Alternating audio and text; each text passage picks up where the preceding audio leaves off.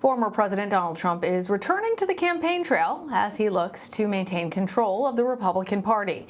Mr. Trump held his first campaign-style rally since January 6th. The event took place at a county fairground in Wellington, Ohio, just southwest of Cleveland. During his speech, the former president once again looked like his old self, focusing on his complaints about the Biden administration and repeating false claims about the 2020 election. They don't want to talk about certain things. You know what they especially don't want to talk about? The election of 2020, because it's just too easy, too close to home. For more on this, I want to bring in Seth Richardson. He is a lead politics reporter for Cleveland.com. Seth, former President Trump repeated familiar lies about fraudulent 2020 votes. What was the overall message of his speech? Did he suggest any new policies or direction for the Republican Party?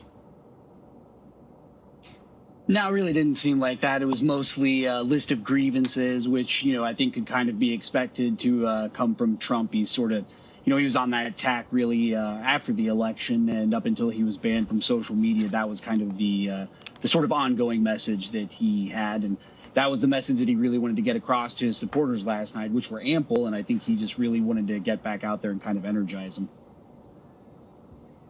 Well, Seth, as you know, the conventional wisdom in politics has been that candidates have to be, at some level, forward-looking. But we all know that the former president bucks conventional wisdom. I'm wondering, though, does it pose a challenge to the rest of the GOP's viability with him as the main face of the party, not articulating any new vision, but as you said, airing this list of grievances? Yeah, I think it possibly could in the broader scale. In Ohio, it might not be so much because he is so popular here. But when you look at, the state of what Trump was in when he left office, right? He was incredibly unpopular. The coronavirus pandemic was raging, lost to Joe Biden, who, a year before, Democrats were kind of rolling their eyes at possibly having Joe Biden as the nominee, thinking he wasn't that strong a candidate.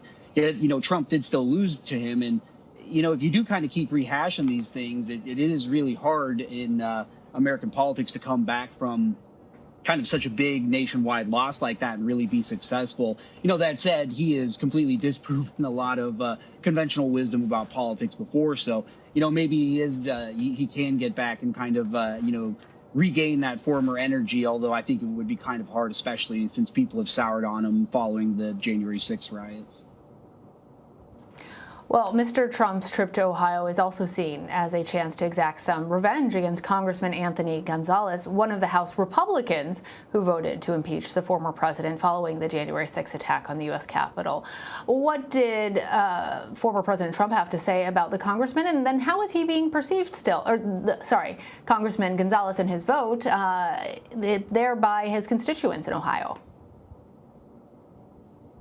Well, Congressman Gonzalez is, it's sort of hard to peg down right now, right? He was famous and very popular before he was a congressman. He was a star football player at Ohio State University. He was an NFL first-round draft pick. And in the district, he was a hometown football hero, too. He's very well known, very, well-spoken guy. He's a very smart guy. So people, did really gravitate to him, and he's won both of his elections pretty handily. Not really much problem whatsoever. Obviously, there's been some souring of moods on his impeachment vote. Whether that's going to be enough to really kind of topple him, or I do kind of get the sense that people in the area will kind of like him. But the other thing that he's kind of hostage to is the redistricting process here and how people statewide really feel about him. And the state party has gone so far as to call for his censure and for his resignation. So I don't think he'll be getting any favors as far as redistricting is concerned. Yeah, as far as what President Trump said about him, obviously, he in the past has really talked up liking Anthony Gonzalez. He's done it at, multiple public venues, saying he was a great football player, and, Trump saying he really liked the guy. And now all of a sudden we hear stories about, at the rally last night about how Donald Trump has never heard of Anthony Gonzalez and, didn't even know who this guy was, didn't know him from Adam, except when, Anthony Gonzalez asked for a ride on Air Force One, or when he was finally making the impeachment vote. So there's definitely going to be some revisionist history that comes from the president's camp on this in terms of, how much they knew Anthony Gonzalez, what they knew about him. All right. Well, I can't let you go, obviously, Seth, without asking the big question that everyone has. will former President Trump run again for the White House in 2024? Let's first play for our viewers what he had to say.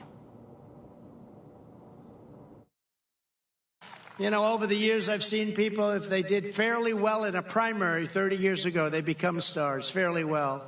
We won the election twice. And it's possible we'll have to win it a third time. It's possible.